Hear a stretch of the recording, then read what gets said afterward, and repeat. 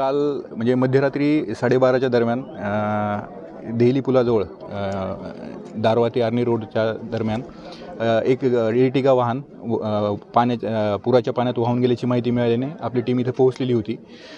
यातील गाडीमधील चालक अविनाश खंडारे हे पुराच्या पाण्यामध्ये अडकून पडल्याचं रात्रीच आपल्याला लक्षात आलेलं होतं। त्या अनुषंगाने आपण रेस्क्यू टीम यवतमाळ येथून बोलवली होती।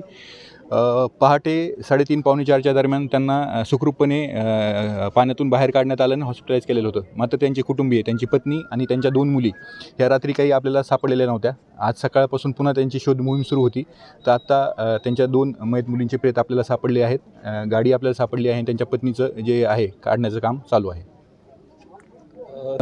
यातील जे अविनाश खंडारे आहेत ते दुकानाचा व्यवसाय चालवत होते। सोबत त्यांच्याकडं गाडी पण होती, चालक म्हणून पण काम करत होते आणि त्यांच्या पत्नी या शिक्षिका आहेत आणि त्यांच्या 2 मुली या शाळकरी मुली आहेत।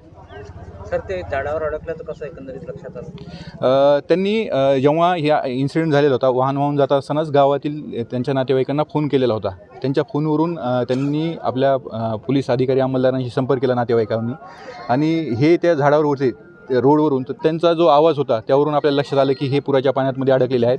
इथे रात्री अंधार असल्यामुळे ते दिसत नव्हतं, मात्र आपण टॉर्चच्या साह्यानं आणि त्या आवाजाच्या दिशेनं त्यांना रेस्क्यू टीम येईपर्यंत आश्वस्त करत होतो, धीर धरण्यासाठी सांगत होतो, तुम्हाला मदत पोहोचत आहेत हे कळवत होतो त्यांना। आणि एकदा मदत आल्यानंतर त्यांची सुखरूप सुटका आपण त्यातून केलेली आहे। जे मित्र आहे मनोजी खंडारे यांचा जे मोठा भाऊ आहे त्याचा काल ॲक्सिडेंट झाला रात्री 12 वाजता।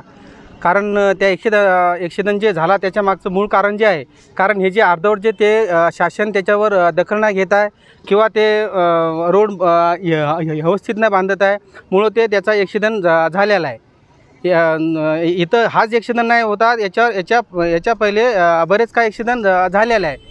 तर याच्यावर शासनाने चांगली दखल घेऊन काम सुरळीत करायला पाहिजे। काय तिथं अडचण आहे, काय त्रास? सिमी रोडचं काम चालू आहे, अर्धच काम झालेलं आहे।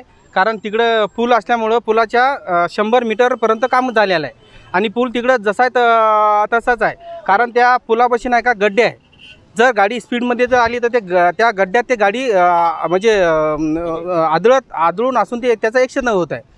त्याच्याकडं शासनानं काम करायला पाहिजे। हा जर रोड जर झाला असता तर हा अपघात नाही झाला असता आणि हे 3 जे व्यक्ती जे गेले आज आपल्यातून तर त्या घटना नाही घडल्या असत्या।